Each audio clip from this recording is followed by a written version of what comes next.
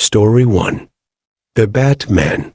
My uncle and aunt live on the outskirts of a farm, maybe about 3 hours from Yuba City, California. They are farmers. They earn their living from the farmer's market. The day starts out as any normal day. They went to the farmer market. By the time they were ready to head back, it was 8:00 p.m. at night. This day, my uncle and my aunt and my 2 older cousins went with them. My uncle was burnt out from all such a busy day, so he let my cousin drive. My uncle, even though he was tired, would stay up with my cousin. My aunt and other cousin were fast asleep. The drive was long and boring. The van was a very old van. They do not have any radio, so it makes the drive even longer. About 1.5 hours later, my uncle would be getting more tired. He would yawn more often and try to move around to keep him awake. My cousin sees this and would tell his dad to just go to sleep. He is not tired and he will be able to drive them home. My cousin will reassure his dad again. My uncle will then tell him to drive safely and watch out for animals, then he falls asleep. My cousin continues driving and humming to himself to keep him out from boredom. About an hour out, he turns into a very dark road where the only lights were just their van. As he was driving suddenly, some strange things started happening. He notices that his headlights are flickering. The music on the radio turns on. My cousin was spooked by this. He drives a little down the road, and then he saw a bird eating a dead animal off to the side of the road. As he got closer to the bird, it turned to look at him. My cousin saw that it was not a bird at all. The thing has big red glowing eyes. At this point, he was very scared. He hesitated to wake up his dad. He kept driving. Then he noticed a huge bat like wingspans over the van. He can see the shape flying closer and faster. He can feel the hairs on his arms standing. Then as he tried to accelerate the van, the creature flew over the windshield. He can clearly see the thing now. It was no bird. The creature was a bat-like humanoid. He said the creature blocked his whole windshield from the drive side to passenger side. It has huge glowing red eyes. It has huge talons like teeth. At this point, he tried to move the van side to shake off the creature. But the creature held on, no matter how hard he tried. My cousin was crying and scared at this point. He yelled for his dad, mom, and sister to wake up. He shake his dad and he cry out, "Mom, Dad, if you guys don't wake up right now, something bad is going to happen to us." When he said that, the creature made out a loud screech. This woke up his mom, and she saw nothing but a blackout windshield. She in a panic hold my cousin's shoulder and yelled to him, "Son, what is going on?" The creature let go of their van and flew off into the night. His mom was shocked to see what had happened. She calmed my cousin down and tried to wake up my uncle. My cousin stopped the car on the side of the road and was crying hysterically. My aunt finally wake up my uncle and he was on alert, hearing the distress of my cousin. As soon as he was up, he asked my cousin, "What is going on? Are you okay? Did you fall asleep on the wheel?" He was still crying hysterically. My aunt then told him to switch driving with my cousin, and she will take passenger. They can ask him when they get home. My uncle then drive them all the way home. The next week, my uncle do a shaman ceremony for my cousin. It is called Yunib in our language. After this, he was traumatized to ever drive again. He will have nightmare about this strange encounter some days.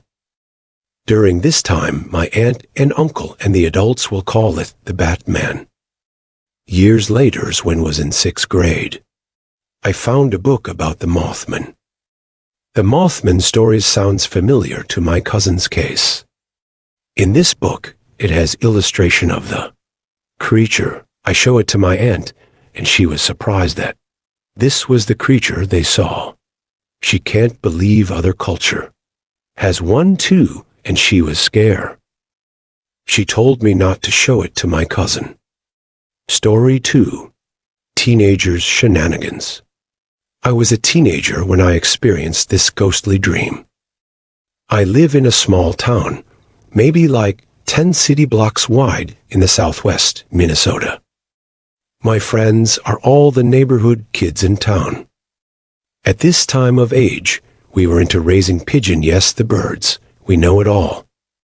Homer racing, blue bar, roller, fantail pigeon, etc., anything pigeons. Where we live, there are abandoned farmhouses and businesses where the scrub pigeons will make their home. We don't have much to do.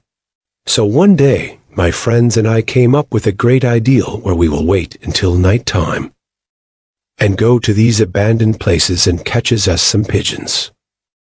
We will ride our bike around town and see if any abandoned old house or business has pigeon hanging around.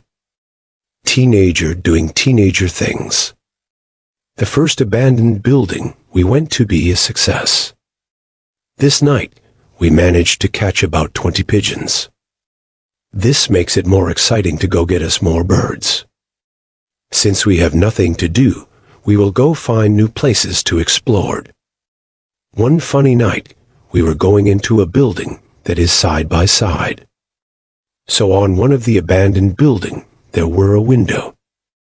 On this night, one of a buddy, let's call him A, was slipping when climbing up the building. Said to us, "Hey guy, I can't hold on anymore, I'm falling." He then fall down and crashes to the ground. We try not to laugh about it. Then I decided to stay and wait for us. We got in the old building, and we are out of luck. There were no birds anywhere. We found the stairs and went downstairs to just explore at this point. We found old picture and old broken things. After a while, I started feeling goosebumps for no reason. I start to have a feeling like we are being watched. My other friends too has the same feeling like we are being watched. We decided that it's time to dip. We went back upstairs and climbed down the window. We let the young guys go down first. I was the last one to go down, as we go down one by one out the window. I keep looking back to the stair. I kept having a feeling someone was looking at us. I was kind of scared. It was dark. We didn't bring a light because we didn't want to be spotted. So when we go up the building, we just let our eyes adjust to the nature lighting of the night. Anyways, I have goosebumps all the time waiting bravely for my turn to climb out. Finally, we are all down and tired, so we all went home. I came home with my little brother. When we got home, we got yelled at by my mom and dad. Then we went to shower and sleep. Then I dream of us boys going to the old abandoned building.